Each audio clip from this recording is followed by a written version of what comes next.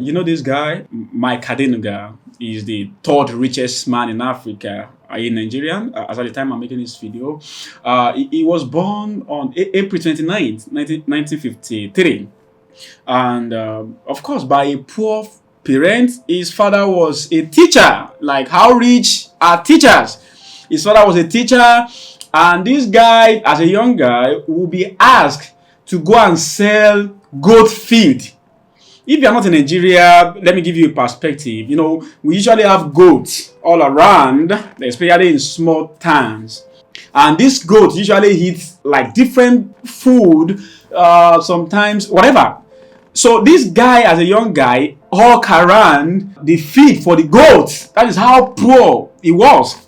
So one of these days, he was hawking goat feed, I think, in Ibadan.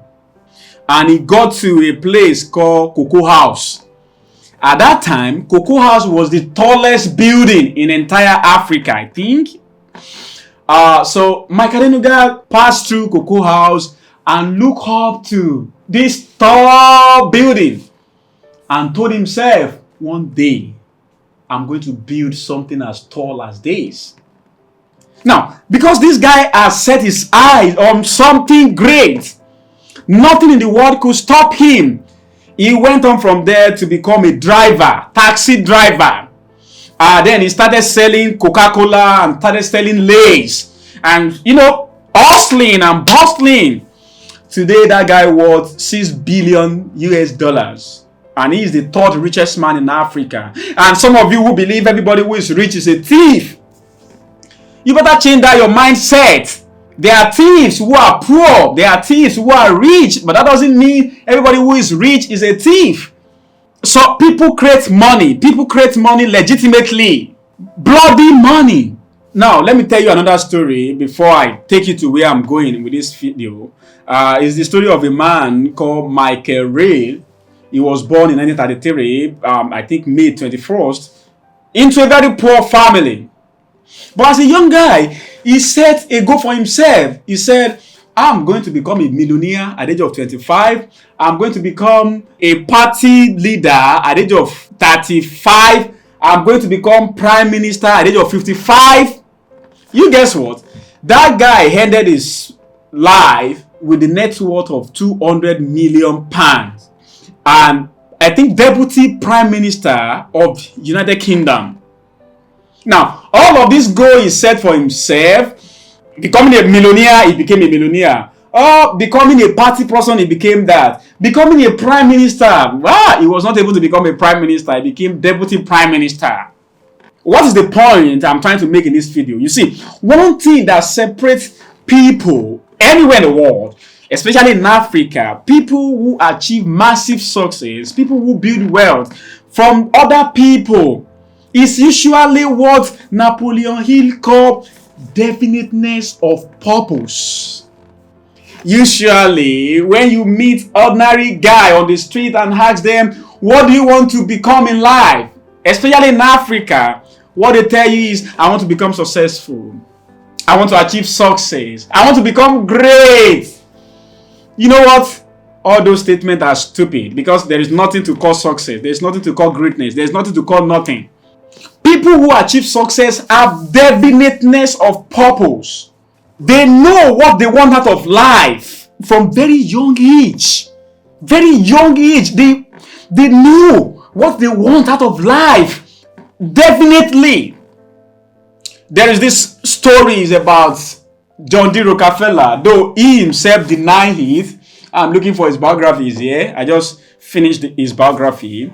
When he was a very young person, he would always tell his friend that I'm going to make $100,000. That was a lot of money in his age. $100,000 is like you are talking about millions today.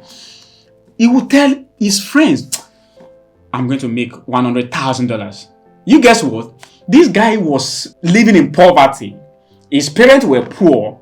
But he had that vision that I'm going to make $100,000. Which today look like maybe somebody is telling you I'm going to make $10 million. Now, the point of this video is that, you see, the reason why there is prevalent poverty in Africa is not always because Africa is poor, Africa is bad. It's because most of the times, Most people you come across don't have vision of what they want to do with their lives. You see, I came across a quotation sometimes ago, which goes something like, the universe bow down for whoever know where they are going. The universe give way for whoever know where they are going. Usually, most people don't have idea of where they are going. You see, when I was a young person, I was very arrogant, rude, or whatever other bad name you can give a young guy who just feel like he can achieve the world. So wherever I see people who get a job in oil company and their salary was 150,000 naira, and I am in the midst of them, they are talking. I was just 17 years old and broke, but I would feel like, yeah, why are you making big deal out of 150,000 naira? Oh God, talk about something big. When I'm with maybe my elder brothers who are older than me, like many years, and they are talking about somebody building a house, and maybe you spent 3 million naira to build a house, I'll feel like, come on, give me a break. Why don't you talk about real money? So I grew up with this mindset that talk about real money. I don't want to talk about, don't talk about small money. Talk about real money. And I can remember as early as when I was 18, 19, I have this picture, this specific picture of how I want my life to be. I wanted to have a life where I can wake up anytime I want to wake up, sleep anytime I want to sleep. In between those two times, I do whatever I like, travel to anywhere I want to travel to, never have arguments with my wife about money because like she has everything she needs. I never get my children to ask me for what they need. That is very important to me because growing up, I always ask my father everything I need and he will always tell me, where's the money?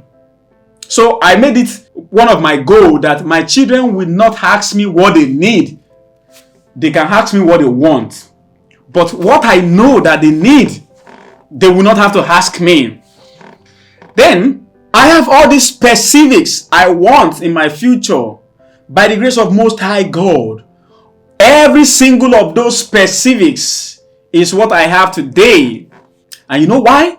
You see, when people have definiteness of purpose, when people know this is where I'm going and nothing will stop me, I'm going there, usually nothing stops such people. I'm telling you the truth.